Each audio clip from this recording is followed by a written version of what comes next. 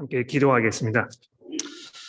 하나님 아버지 감사합니다. 오늘 저희에게 귀한 날을 허락하셔서 교회로 모이게 하셨으니 저희들의 모임 가운데 함께 하시고 특별히 우리가 주의 말씀을 들을 때에 하나님의 성령의 힘으로 우리가 새로운 힘을 얻으며 또 주를 향한 우리의 마음이 새로워지며 헌신과 순종과 믿음을 다짐하는 귀한 시간이 되도록 인도하여 주옵소서. 예수 그리스도의 이름으로 간절히 기도합니다. 아멘. 어느덧 벌써 스가랴서를 이제 종말을 우리가 바라보게 돼 있습니다. 마지막 14장인 이 본문 말씀 다음 주에 다루게 되면 이 12주에 걸친 긴 여정을 이제 우리가 마치게 되는데요. 그러기에 앞서서 이 스가랴라는 이 중대한 이 선지자, 또 좀 더 광범위하게는 이 구약 시대에 활동했던 모든 선지자들이 쓴 이 글들을 우리가 읽고 이것을 묵상했을 때 또 그 내용을 이해하려고 하는 그 이유에 대해서 우리가 잠시 짚고 넘어가지 않을 수 없다고 생각이 됩니다. 여러분 그 성경을 가지고 계시니까 베드로전서 1장의 말씀을 잠시 살펴보십시오. 베드로전서 1장 8절 말씀에 보면 베드로 사도가 이 선지자들에 대하여 이렇게 말씀하였습니다. 예수를 너희가 보지 못하였으나 사랑하는도다. 이제도 보지 못하나 믿고 말할 수 없는 영광스러운 즐거움으로 기뻐하나니 믿음의 결국 곧 영혼의 구원을 받음이니라. 자, 이렇게 이야기를 한 후에 그 다음에 이제 10절에 보십시오. 이 구원에 대하여는 너희에게 임할 은혜를 예언하던 선지자들이 연구하고 부지런히 살펴서 자기 속에 계신 그리스도의 영이 그 받으실 고난과 후에 받으실 영광을 미리 증언하여 누구를 또는 어떤 때를 지시하는가지를 상고하니라. 이 베드로 사도의 이 설명에 의하면 이 스가랴를 포함한 모든 선지자들에게 그리스도께서 직접 자기의 이 영을 통해서 앞으로 자신께서 당하실 그 십자가의 고난과 또 부활 후에 누리게 될 이 메시아로서의 영광에 대하여 미리 귀띔하셨다는 것입니다. 또 선지자들은 그 말씀을 이렇게 듣고 나서 이것이 언제 어떻게 성취될 것인가에 대해서 연구하고 아주 부지런히 이것을 살펴보며 상고하였다. 이렇게 베드로가 우리에게 설명하고 있는 것입니다.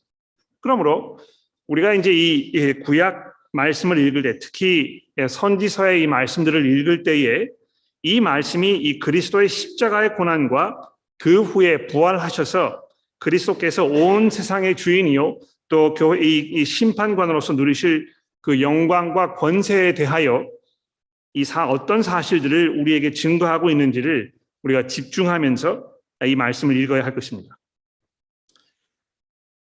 특히 우리가 이제 주목할 것은요, 이 사복음서가 예수 그리스도의 이 십자가 사건에 대해서 증언하는 부분에 이르렀을 때에 이 스가랴서의 말씀을 가장 많이 인용하고 있다는 것입니다. 여러분 그거 알고 계시는지 모르겠는데요. 이제 복음서를 앞으로 읽으실 때 이 예수 그리스도의 이 고난과 십자가의 그 사건 그리고 부활 이 사건을 설명하는 그 부분에 오셨을 때 얼마나 자주 이 스가랴서의 말씀에 이 복음서의 저자들이 의존하고 있는지에 대해서 주의 깊게 관찰하시면서 읽어보십시오. 이게 다시 바꿔 말하면 이 복음서의 저자들이 예수께서 당하신 죽음과 부활의 의미를 이해하는 데 있어서 이 스가랴라는 선지자의 이 말씀이 아주 결정적인 역할을 했다는 사실을 우리가 주목할 필요가 있는 것입니다. 오늘 본문인 12장과 13장의 말씀을 주의 깊게 살펴보면 우리가 이제 그 사실을 더욱더 분명하게 알게 될 텐데요. 지난주와 이번 주 그리고 세워지기 그룹이 이제 방학 중이기 때문에 이 본문 말씀 우리가 미리 살펴보지 못하고 오늘 설교를 듣게 된 것이 좀 아쉽기는 합니다만 오늘 설교를 통해서 어떤 면에서 스가랴서의 이 전체에서 가장 중요한 부분이라고 할 수 있는 이 오늘의 본문이 주시는 이 은혜를 교우 여러분들과 함께 풍성하게 나눌 수 있게 되기를 간절히 기도합니다.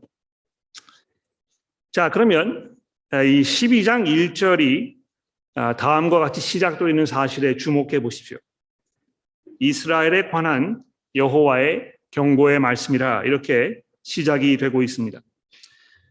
이 개역 개정 성경이나 이제 새 번역 성경이 모두 이것이 이제 여호와의 경고의 말씀이라 이렇게 그 번역 문구를 선택을 했습니다만, 경고라기보다는 그 내용이 얼마나 중대한 말씀인가, 이거를 전달하려는 그 의도가 1절에 담겨 있습니다. 그래서 제가 주보 설교 그 요약지 2번에 온 세상 모든 이가 들어야 할 예루살렘과 관련된 이 하나님의 중대한 말씀이라 이제 이렇게 적어드렸습니다. 1절의 이 말씀은요, 이 2주 전에 살펴본 9장 1절에도 등장을 합니다. 그래서 성경 주석가들이 9장, 10장, 11장을 이렇게 한 묶음으로 생각을 하고, 그다음에 이제 12장, 13장, 14장을 또 한 묶음으로 이렇게 생각을 해서 두 가지 이 중대한 어떤 그 사실들을 우리에게 말씀하는 것으로 설명하고 있는데요. 이 말씀이 이 이스라엘에 관한, 그리고 이제 내용을 살펴보시면 아시게 되겠습니다만, 특히 예루살렘에 관한 말씀이라고 되어 있어서 우리가 이제 이 말씀을 들을 때에 이걸 꼭 우리가 들어야 할 이유가 무엇일까? 이것이 우리 마음속에 어떻게 와 닿는 것인가, 이런 거를 의아하게 생각하시는 분이 아마 있을지 모르겠습니다. 이스라엘이 내가 무슨 상관이 있는가? 예루살렘이 지금 나와 무슨 상관이 있는가? 아마 이런 질문을 하실 수 있을 것입니다. 지금 당장 우리가 이 먹고 사는 문제로 고민하고 있는데, 또 자녀에게 이 그리스도인다운 삶을 가르쳐야 하는 어떤 그 중대한 숙제를 안고 있는 우리 앞에, 또 교회의 현재와 미래에 대한 여러 이슈들을 놓고 고민하고 있는 우리들에게 도대체 이것이 무슨 상관이 있는 것인가, 이런 그 질문들을 던지실지 모르겠습니다. 굉장히 중요한 질문이라고 생각을 해요. 근데 이 12장과 13장 그리고 14장의 말씀을 통해서 세상의 이 모든 사람들이 반드시 듣고 고민하지 않으면 안 되는 이 말씀이라고 강조하시기 위해서 1절 후반부에 이렇게 말씀하십니다. 보십시오. 여호와 곧 하늘을 펴시며 땅에 터를 세우시며 사람 안에 심령을 지으신 이가 이르시되. 어쩌면 그냥 써도 그만이고 써지 않아도 그만이라고 생각할 수 있고, 또 너무 자주 들어서 당연시 여기며 그냥 휙 지나가 버릴 수도 있는 아마 그런 말씀일 것입니다. 그런 말씀으로 이 12장이 시작이 되고 있습니다만, 사실은 이 말씀, 이 하늘을 펴시고 터를 세우시며 사람 안에 심령을 지으신 이가 하신 이 말씀이라는 이것이 이 12장 이후부터 이어질 이 말씀이 얼마나 중대한 말씀인가에 그 무게를 더 많이 실어주고 있다는 것입니다.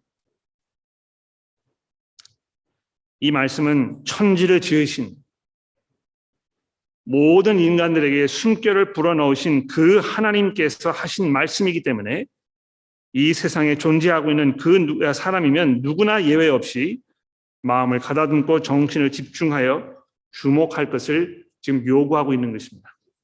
그러니까 여러분, 허리를 펴시고요, 몸과 마음을 앞으로 기울여서 집중하여 이 말씀을 잘 들어보십시오. 자, 뭐라고 말씀하시냐면 내용을 살펴볼까요? 우선적으로 이 12장 2절부터 9절까지는요, 예루살렘을 멸망시키려고 벌떼같이 몰려온 온 천하의 모든 민족들을 맞서 싸우시는 이 하나님에 대한 설명이 그 중심 내용입니다. 2절 말씀을 보십시오. 내가 예루살렘으로 그 사면 모든 민족에게 취하는 잔이 되게 할 것이라. 또 3절에 보십시오. 그날에는 내가 예루살렘을 모든 민족에게 무거운 돌이 되게 하리니 그것을 드는 모든 자는 크게 상할 것이라. 그래서 이 예루살렘에 대하여 이제 하나님께서 뭘 말씀하시려고 하시는데요. 이런 말씀을 하시는 그 이유가 무엇이냐 하면 2절 마지막 절에 보십시오. 예루살렘이 에워싸일 때에 유다에까지 이르리라. 그러니까 이 예루살렘이 좀 포위를 당하게 되어 있다는 것입니다. 근데 그 얼마나 이 포위가 막 쪼여오는지요. 예루살렘뿐만이 아니고 이 온 유다, 이 하나님의 백성들이 이 사방에서 우겨쌈을 당하여 포위를 당하는 이런 사건에 대해서 설명하고 있는 것입니다. 또 3절 마지막 절에 보시면 천하 만국이 그것을 치려고 모이리라. 자, 이렇게 해서 마치 어떤 그 거대한 전쟁이 벌어질 것 같은, 그러니까 이 온 세상의 모든 사람들이 연합군을 형성하여 하나님의 백성들을 공격하기 위해서 그들을 무너뜨리려고 함께 쳐들어오는 이런 장면을 설명하고 있는 것입니다. 여기 이제 예루살렘은요, 이 중동에 위치한 이스라엘의 수도 예루살렘을 말하는 것이 아니고 굉장히 상징적인 의미에서 이 예루살렘을 말하는 것입니다. 이 하나님의 백성들의 어떤 그 집합, 또 그들의 그 집결된 그 모임, 그리고 그 가운데 그 백성과 함께 하시는 이 하나님의 임재, 이것을 집합적으로 설명하는 그 상징적인 의미로 지금 예루살렘이라는 이 단어를 쓰고 있는 것입니다. 그러니까 이 땅에서 하나님의 백성들의 역사를 하나의 어떤 거대한 전쟁으로 설명하고 있는 이 스가랴서의 말씀을 주목해 보십시오. 사면으로 포위를 당하여 도무지 승리할 것처럼 보이지 않는 이 절박한 상황 속에 놓여 있는 하나님의 백성들, 또 수적 열세로 인해서 궁지에 몰려가지고 스스로 힘으로는 적군을 제압할 것처럼 보이지 않는 그런 아주 절박한 상황 속에 놓여 있는 이 위태롭고 불안하기 그지없는 이 하나님의 백성들, 바로 이 모습이 오랜 역사를 통해서 지금까지 이어지고 있는 하나님의 백성들의 모습인 것입니다. 죄의 병들어 기력이 쇠잔하고 방향을 잃어서 우왕좌왕하면서 거짓 선지자들의 농락을 당하여 참되신 하나님을 향한 전적인 믿음과 헌신을 저버리고 우상을 숭배하며 스스로 멸망의 길을 자초한, 그래서 도무지 적들과 맞서 싸울 능력이 되지 않는 이 오합지졸과 같이 보이는 이런 하나님의 백성의 모습이 바로 우리 자신들의 모습처럼 보이는 것입니다. 어떻게 보면 정말 위태롭게 그지없고 얼마 후에는 이 땅에 교회가 완전히 그 자취를 감춰버릴 것 같은 그런 위기를 여러분 느끼지 않으십니까? 그런데 이 말씀의 그 요지가 무엇입니까? 하나님께서는 그 백성이 그렇게 쉽게 무너지도록 내버려 두지 않으실 것이라는 것입니다.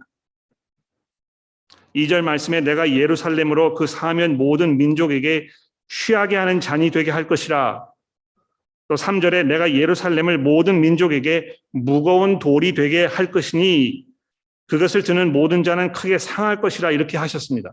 그렇죠? 이 취하게 하는 잔, 또 무거운 돌이라는 이 표현 속에 담겨있는 이 핵심 아이디어가 무엇이겠습니까? 건드린 자들이 혹독한 대가를 치르게 되는 그만큼 위험한 존재라는 것입니다. 그를 집어 삼키려고 달려들었으나 독한 술을 마심으로 인해서 그 마신 자가 취하여 자신을 통제할 수 있는 능력을 상실하게 되는 것처럼, 또 얼마나 무거운지 모르고 함부로 달려들었다가 허리를 결단나게 하는 이 무거운 돌처럼 하나님께서 그 백성들을 삼으시겠다고 말씀하시니, 즉 대반전을 기대하라는 것입니다. 그래서 이 12장 나머지 부분에 보시면 하나님의 백성들이 하나님의 능력에 의해서 거두게 될 이 최후 승리를 지금 우리에게 약속하고 있습니다. 여러분 사역을 하시면서 종종 마음이 어지럽고 또 힘에 부친다고 느껴지실 때, 또 신앙생활 자체가 어깨에 무거운 짐으로 느껴지실 때 고요히 앉으셔서 이 12장 4절부터 9절까지의 말씀을 차근차근 곱씹어 보십시오. 여호와가 말하노라. 그날에 내가 모든 말을 쳐서 놀라게 하며 그 탄자를 쳐서 미치게 하되 유다 족속은 내가 돌보고 모든 민족의 말을 쳐서 눈을 멀게 하리니 유다 우두머리들의 마음속에 이르기를 예루살렘 주민이 그들의 하나님 만군의 여호와로 말미암아 힘을 얻었다 할지로다. 그날에 내가 유다 지도자들을 남북 가운데로 화로 같게 하며 곡식단 사이에 횃불 같게 하리니 그들이 그 좌우에 에워싼 모든 민족을 불살을 것이요 예루살렘 사람들은 다시 그 본곳 예루살렘에 살게 될 것이다. 여기 특히 그 6절 말씀에 보시면은 이제 그 삼손의 때를 이렇게 기억하는 그런 표현으로 되어 있습니다. 삼손이 블레셋 사람들을 골탕 먹이기 위해서 여우 300마리를 잡아다가 꼬리를 다 묶어가지고 거기에 횃불을 달아가지고 블레셋 사람들의 그 지경에 다 쫓아보내지 않았습니까? 그러니까 그들이 키웠던 그 곡식들이 뭐 다 타버리고 이 블레셋 사람들이 혼돈에 빠지는 이런 장면이 이 사사기에서 설명되고 있는데요. 마치 그 장면을 연상하는 것처럼 하나님께서 그렇게 갚으시겠다고 말씀하시는 것입니다. 또 7절에 보십시오. 여호와가 먼저 유다 장막을 구원하리니 이는 다윗의 집의 영광과 예루살렘 주민의 영광이 유다보다 더하지 못하게 하려 함이니라. 즉 이 다윗의 집 또는 이 예루살렘 거기에 사는 사람들만 이런 영광을 누리는 것이 아니고 그 밖에 모든 이 유다 민족 사람들이 함께 똑같은 영광을 누리게 하실 것이라고 하나님께서 약속하신 것입니다. 그날에 여호와가 예루살렘 주민을 보호하리니 그 중에 약한 자가 그 날엔 다윗 같겠고 다윗의 족속은 하나님 같고 무리 앞에는 여호와의 사자 같을 것이라. 예루살렘을 치러 오는 이방 나라들을 그 날에 내가 멸하기를 힘쓰리라. 여러분 어떤 그 위기 의식을 느끼시거나 또 많이 이렇게 다운되시거나 또 교회의 어떤 그 사역에 대해서 회의를 느끼게 되실 때 여러분의 그 개인적인 신앙 생활에 대하여 자신감을 잃어가실 때 이 하나님의 약속을 잘 한번 읽어보시고 하나님께서 우리에게 무엇을 약속하고 계시는지를 여러분 돌아보시면서 마음속에 큰 위로를 받으셔야 할 것입니다. 저도 주중에 설교 준비하면서 이 말씀 통해서 얼마나 큰 힘과 위로가 되었는지 모릅니다. 근데 여기 아시겠습니다만 하나님께서 계속해서 그 날이라는 이 때를 언급하고 계시지 않습니까? 이제 그 12장, 13장, 14장을 이렇게 쭉 읽어보시게 되면 그 날에라는 어떤 시간적인 표현이 아주 반복적으로 등장하는 것을 볼 수 있는데요. 과연 그 날이 언제인가, 언제 이런 일이 벌어질 것인가, 이걸 이제 우리가 궁금해하지 않겠습니까? 이미 이것이 벌어진 것인가? 우리가 그런 하나님의 놀라운 은혜 가운데 이미 살고 있는 것인가? 아니면 이것이 앞으로 벌어질 것인가? 도대체 언제 이 하나님의 약속이 우리 가운데 성취될 것인가에 대하여 여러분 궁금하게 생각하신다면 굉장히 중요한 옳은 질문을 여러분 던지고 계시는 것입니다. 여러분이 이 스가랴서를 읽으시면서 그날에 하는 이 표현이 계속 반복되고 있는데도 불구하고 그 질문을 생각하지 못하셨다면 이 성경 읽으시는 방법을 다시 한번 생각해 보셔야 할 것 같아요. 왜 이 날을 강조해서 말씀하고 있는 것인가? 언제가 이 날이 될 것인가? 굉장히 중요한 질문이라는 것입니다. 근데 그 질문에 대해서 답을 하기 위해서는 이제 이 오늘 본문 말씀의 어떤 그 핵심이라고 이야기할 수 있는 그 다음 부분, 이것을 우리가 잘 한번 살펴보아야 하겠습니다. 자, 그래서 이 12장 이제 10절 말씀부터 이제 우리가 보게 되겠는데요. 여기 이제 보다 주의 깊게 이 본문을 파 들어가 보려고 합니다. 이 스가랴 나머지 부분이 여호와의 경고의 말씀이라, 즉 여호와께서 중대한 사실 한 가지를 말씀하시려고 하신다 하는 이 배경으로 이렇게 설명이 되고 있다면 이 10절부터는 왜 그 말씀이 중요한 말씀인지, 어떤 의미에서의 중요한 말씀인지를 아주 보다 자세하게 우리에게 설명하고 있다는 것입니다. 하나님의 백성을 위협하려고 달려드는 이 온 세상의 연합군과 벌인 이 전쟁은 하나님의 절대적인 승리로 끝나게 될 것이라고 지금까지 12장에서 말씀을 했습니다만, 그 승리는 하나님의 백성을 이끌고 다스리기 위해서 하나님께서 세우셨던 그 왕의 죽음을 통하여 얻는 승리라는 것을 이 10절 이하의 말씀에서 설명하고 있는 것입니다. 그러니까 다시 말해서 지금 스가랴가 멀리서 앞에 보이는 이 중대한 사건을 바라보면서 그 사건의 중요성에 대하여 지금 우리에게 증거하고 있는 것인데요.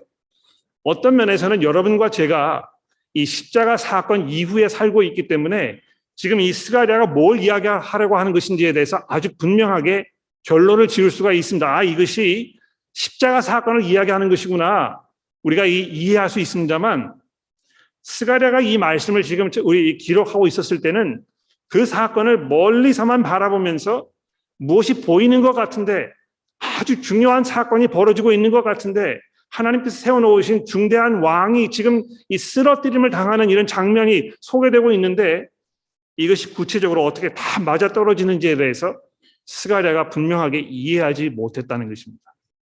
어떤 면에서는 여러분과 제가 스가랴 선지자보다 훨씬 더 복된 그런 자리에 놓여 있다는 것입니다. 자, 근데 스가랴가 이제 뭘 설명하는지 한번 봅시다. 10절 말씀입니다. 10절 중간 부분에 보시면 그들이 그 찌른 바 그를 바라보고 그를 위하여 애통하기를 독자를 위하여 애통하듯 하며 이렇게 되어 있습니다. 근데 여러분 새 번역에 보시면 새 번역 성경을 가지고 계시는 분들이 몇 분 되실지 모르겠습니다만 새 번역 성경에 보시면 그들은 곧 그들이 찔러 죽인 그를 바라보고 그를 위하여 애통하기를 이렇게 번역해 놓았습니다. 근데 이 번역이 맞는 번역입니다. 개역 개정 성경을 보시면 여기 이제 그 인칭 대명사를 3인칭 그 대명사만 사용을 해서 그들이 그 찌른 바 그를 바라보고 이렇게 했는데 어떤 그 3인칭 개인 명사를 사용하고 있습니다만 히브리어 원문을 제가 히브리어 그 전문가는 압니다만 주석가들에 의해 그 설명에 의하면 1인칭 대명사와 3인칭 대명사를 섞어서 사용을 하면서 여기 찔림을 당한 그 사람이 바로 나 자신이라고 하나님께서 말씀하고 있는 것을 지금 설명하고 있다는 것입니다. 그러니까 보십시오. 이 얼마나 어처구니 없는 상황입니까? 하나님께서 포위당하여 멸망당할 지경에 있는 그 백성들을 구원하시기 위하여 오셔서 승리를 이루셨는데요. 그 승리가 어떻게 이루어진 것이냐 하면 그들 구원하시기 위해서 오신 하나님께서 백성들로부터 찔림을 당하는 그 상황을 통하여 이루어지겠다고 말씀하시는 것입니다. 여기 이제 쭉 읽어보시게 되면은 특히 이제 11절에 내려가시면 그날에 예루살렘에 큰 애통이 있으리니 묻기도 골짜기 하다드림몬에 있는 애통과 같을 것이라 이렇게 아주 중요한 어떤 그 힌트를 우리에게 주고 있습니다. 여러분 이제 이거를 이미 살펴보셨는지 모르겠습니다만 역대하 35장에 보면 이스라엘의 역사에서 다윗 왕 이후에 가장 놀라운 영적인 업적을 남겼던 요시야라는 왕이 있지 않습니까? 그러니까 거의 무너져 가던 이스라엘 백성들을 이 멸망의 지경에서 구원해 내었던 정말 그 메시아와 같은 역할을 했던 아주 중요한 그 왕입니다. 근데 그 왕이요 말년에 어떻게 되었습니까? 애굽 왕과 전쟁을 벌이러 나갔다가 거기에서 이제 전사를 한 것입니다. 하나님의 백성을 구원하기 위해서 전쟁을 벌이러 나갔다가 거기에서 애굽 왕의 손에 의해서 죽음을 당하는 그 사건이 벌어졌던 그 장소가 묻기도라는 곳입니다. 그러니까 이 스가랴 선지자가 지금 이 그날에 예루살렘에 큰 애통이 있으리니 묻기도 골짜기 하다드림몬에 있던 애통과 같을 것이다 하는 이 표현은 그 당시에 벌어졌던 그 요시야의 죽음을 통해서 모든 이스라엘 백성들이 하나님 앞에 통곡하며 자기의 어떤 거룩하지 못한 삶으로 인해서 죽음을 당해야 했던 이 요시야를 애석하게 생각하고 그를 위해서 애통해 했던 그 장면을 지금 연상하고 있는 것입니다. 근데 그들의 그 애통함이 얼마나 간절한 애통이었는지요. 10절 후반절에 보시면 마치 죽은 독자를 애통하듯이 장자를 위하여 통곡하듯이 할 것이라고 이야기하고 있는 것입니다. 그러니까 결국은 자기들이 자기의 손으로 자기들의 그 구원자인 이 왕을 칼로 찔러서 죽음을 당하게 하였지만 자기들이 저지른 이 끔찍한 일을 돌아보면서 얼마나 자기들이 잘못했는지 이것이 얼마나 잘못된 결과였는지를 깨달아서 거기에서 눈물을 흘리며 통곡하며 자복하며 회개하는 이런 일들이 벌어지게 될 것이라고 하나님께서 말씀하고 있는 것입니다. 여기 그 12절부터 계속 보십시오. 온 땅 각 족속이 따로 애통하되 다윗의 족속이, 나단의 족속이, 레위의 족속이, 시므의 족속이, 즉 모든 족속도 함께 슬퍼하게 될 것이라고 말씀하고 있는 것입니다. 근데 이제 그 요한복음이라든지 또 마태복음이라든지 이런 데 보게 되면 바로 이 부분을 복음서의 저자들이 인용하면서 예수께서 십자가 위에 달리셨을 때 그 상황과 또 그때 벌어졌던 일들을 설명하고 있습니다. 그러니까 이 요한복음 19장의 말씀 예를 한번 들어보십시오. 이제 성경 가지고 계시니까 한번 찾아보십시오. 요한복음 19장 33절 말씀인데요. 제가 31절 말씀부터 읽어보겠습니다. 이 날은 준비일이라 유대인들은, 요한복음 19장 33절입니다. 유대인들은 그날 안식일이 큰 날이므로 그 안식일에 시체를 십자가에 두지 아니하려 하여 빌라도에게 그 다리를 꺾어 시체를 치워달라 하니 군인들이 가서 예수와 함께 못 박힌 첫 사람 또 그 다른 사람의 다리를 꺾고 예수께 이르는 이미 죽으신 것을 보고 다리를 꺾지 아니하고 그중 한 군인이 창으로 옆구리를 찌르니 곧 피와 물이 나오더라. 이를 본 자가 증언하였으니 그 증언이 참이라. 그가 자기의 말하는 것이 참인 줄을 알고 너희로 믿게 하려 함이니라. 이 일이 일어난 것은 그 뼈가 하나도 꺾이지 아니하리라 한 성경을 응하게 하려 함이라. 또 다른 성경에 그들이 그 찌른 자를 보리라 하였느니라. 여기 37절에 지금 이 스가랴서의 말씀을 인용하고 있는 것이죠. 자기들이 찌른 그 왕을 하나님의 모든 백성들이 바라보면서 통곡하고 자신들의 저지른 이 끔찍한 일에 대해서 하나님께 용서를 구하는 그런 놀라운 변화가 일어나게 될 것이라고 스가랴 선지자가 예언했던 것입니다. 또 마태는요, 마태복음 24장 30절에서 똑같이 이 말씀을 인용하면서 이렇게 이야기했습니다. 마태복음 24장 30절인데 그때의 인자의 징조가 하늘에서 보이겠고 그때에 땅의 모든 족속들이 통곡하며 그들이 인자가 구름을 타고 능력과 영광으로 오는 것을 보리라. 자기의 왕을 죽인 이 왕이 악독하고 정의롭지 못하고 정말 죽어 마땅한 왕이었다면 그 사람을 민족의 영웅이라고 이렇게 칭할지도 모르겠습니다. 그러나 백성을 돌보기 위하여 자기를 희생하고 끝까지 정의롭고 의로운 모습으로 하나님을 섬겼던 그 왕을 이렇게 잔인하게 희생시켰던 하나님의 백성들이 어떻게 해서 이런 그 자신의 이 실수를 인정하고 하나님께 돌아서게 되었습니까? 내가 다윗의 집 예루살렘 주민에게 은총과 간구하는 심령을 부어주리니 이렇게 이 12장 10절 말씀이 약속하고 있는 것입니다. 그러니까 하나님의 백성들이요, 자기의 잘못으로 인해서 죽음을 당해야 했던 이 하나님의 그 왕의 죽음을 슬퍼하고 애통해하며 하나님께 용서를 구하기 위해서는 하나님의 그 은총, 또 하나님의 용서를 간구하는 그 마음, 이것이 하나님께로부터 주어져야 하는 것에 대해서 말씀하고 있는 것입니다. 그러니까 여러분, 이 자리에 복음을 이해하고 계시는 성도 여러분들, 그리스도께서 우리의 잘못으로 인해서 찔림을 당하셔야 했다는 사실을 마음속으로 깊이 이해하고 계시는 성도 여러분들, 또 그 십자가를 생각할 때마다 얼마나 우리가 하나님 앞에 철저한 죄인이었는지를 믿음으로 고백하며 그 십자가를 생각할 때마다 하나님 앞에 용서를 구하고 자복하는 마음으로 무릎을 꿇을 수밖에 없는 여러분들, 그것이 어떻게 가능하게 된 것입니까? 하나님께서 여러분들의 마음 가운데 은총과 간구를 사모하는 그 심령을 주셨기 때문이라는 것입니다.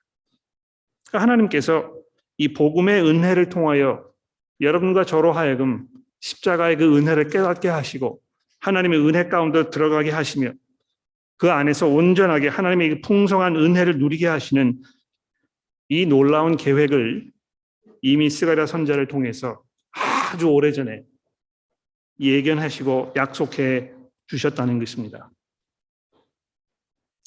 자, 근데 거기서 끝나는 것이 아니고요. 이제 그 13장 말씀을 이제 우리가 다뤄봐야 될 텐데요. 여기 이제 보시면 하나님께서 계속해서 뭘 약속하고 계십니까? 여기 이제 그 13장의 나머지 부분에 이 중요한 말씀을 하나 뽑으라고 한다면 아마 7절의 말씀이 아닐까 생각을 해요. 그래서 7절 말씀을 중심으로 제가 23장 한번 풀어보도록 하겠습니다.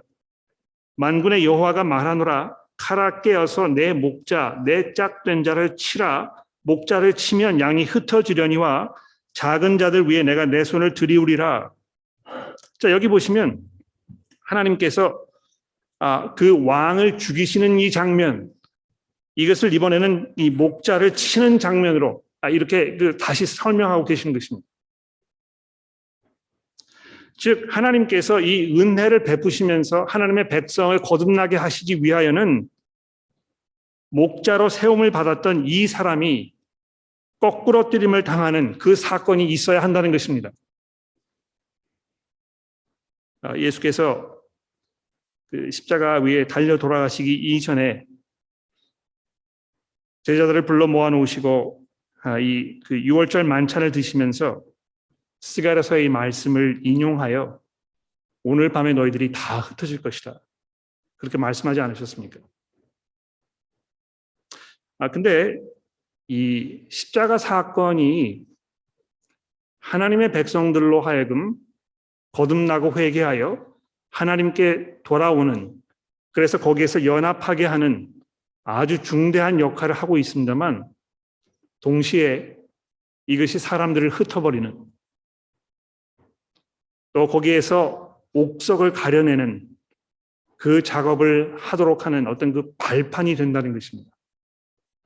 이거 뭐 쉽게 말씀드리면 복음을 들었을 때 들은 사람의 반응으로 인해서 누가 하나님의 그 양떼에 속해 있는 자들인지, 누가 염소와 같은 자들인지 아주 분명하게 구별될 것이라는 것입니다. 여기 이 13장 이제 마지막 부분에 보시게 되면요, 이렇게 되어 있지 않습니까? 만군의 여호와가 말하노라 칼아 깨어서 내 목자 내 짝된 자를 치라. 목자를 치면 양들이 흩어지려니와, 다 흩어지는 것입니다. 그렇죠? 하나님의 백성들이요, 지금 사방으로 흩어져서 마치 목자를 잃은 양들처럼 이렇게 되어 있지만 하나님께서 그렇게 하신 그 이유에 대하여 8절에 이렇게 설명합니다. 여호와가 말하노라 이 온 땅에서 3분의 2는 멸망하고 3분의 1은 거기 남으리니 내가 그 3분의 1을 불 가운데서 건져 은같이 연단하며 금같이 시험할 것이라.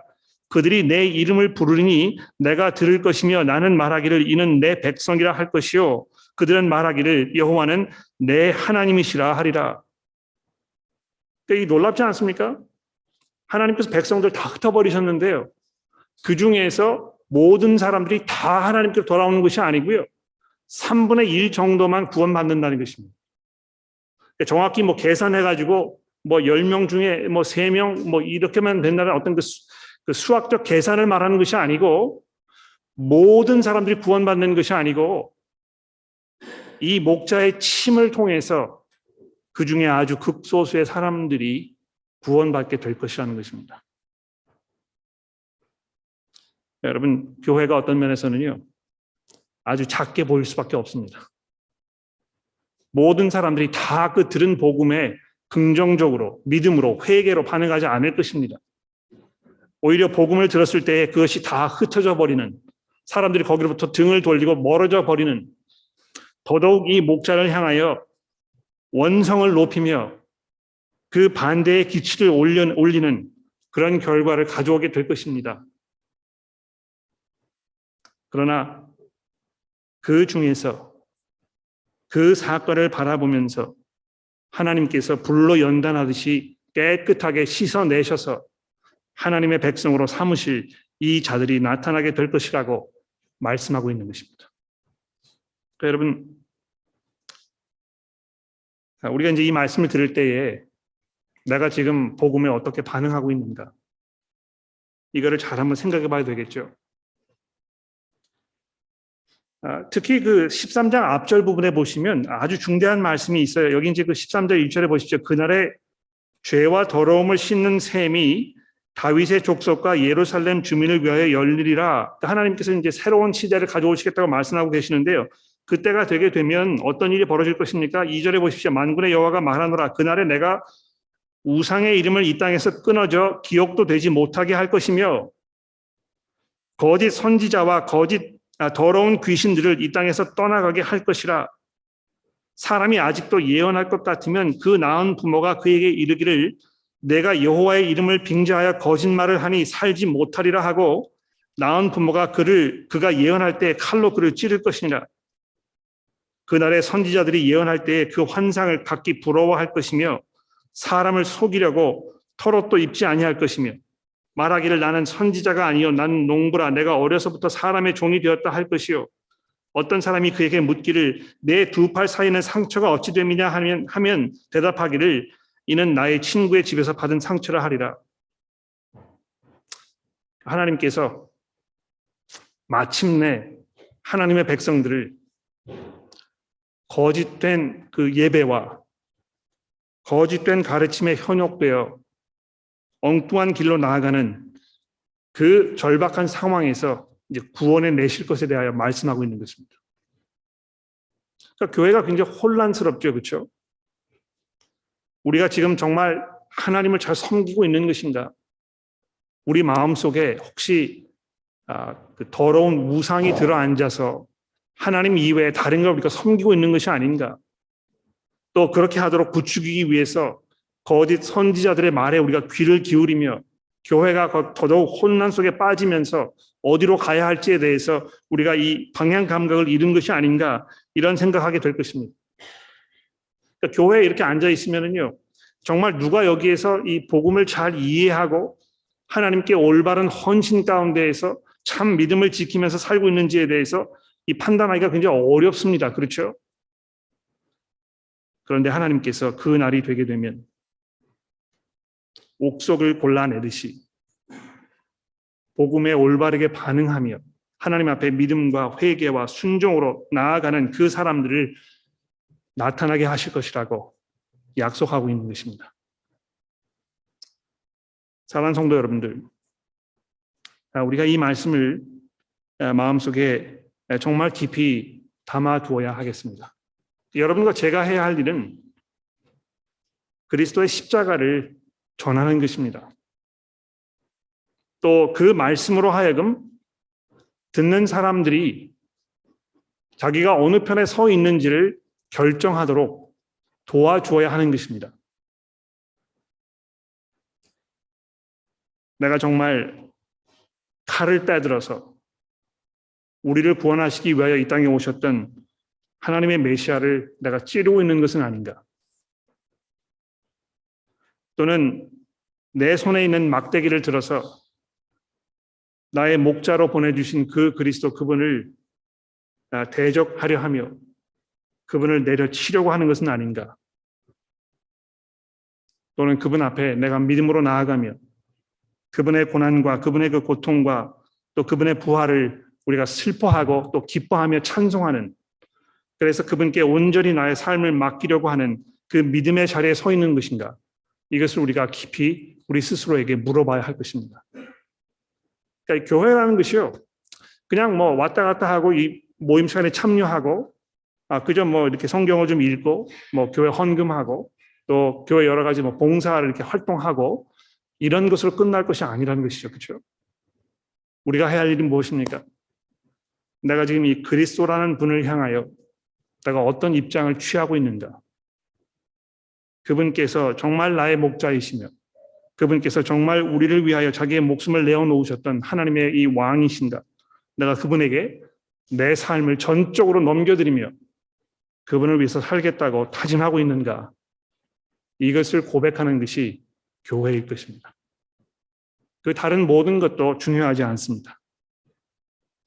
우리가 이 자리에 모여있는 그 이유는 바로 그분을 위해서 또 그분의 이름을 위해서 그분의 은혜에 참여하기 위하여, 그 은혜의 자리에 나아가기 위하여 믿음으로 함께 고백하며 우리 서로를 형제 자매로 부르는 것입니다.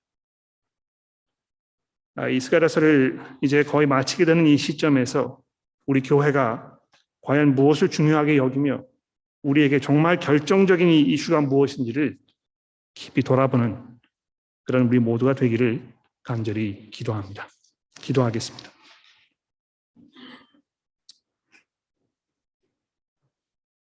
하나님 아버지, 저희를 위해서 찔림을 당하셨던, 또 내리침을 당하셨던 우리의 구주이신 예수 그리스도를 돌아보게 합니다. 우리의 죄로 인하여 그분이 그 고초를 당하셨으며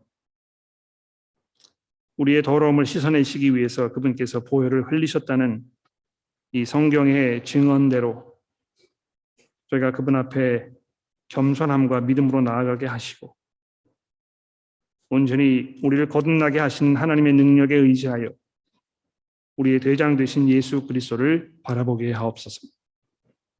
그분 안에 우리가 참 위로를 얻으며 또 그분께서 이 땅에 하나님의 그 심판관으로 임하실 때 우리가 기쁨으로 찬송으로 그분을 맞이할 수 있도록 저희의 삶을 지켜주시고 또 인도하여 주옵소서.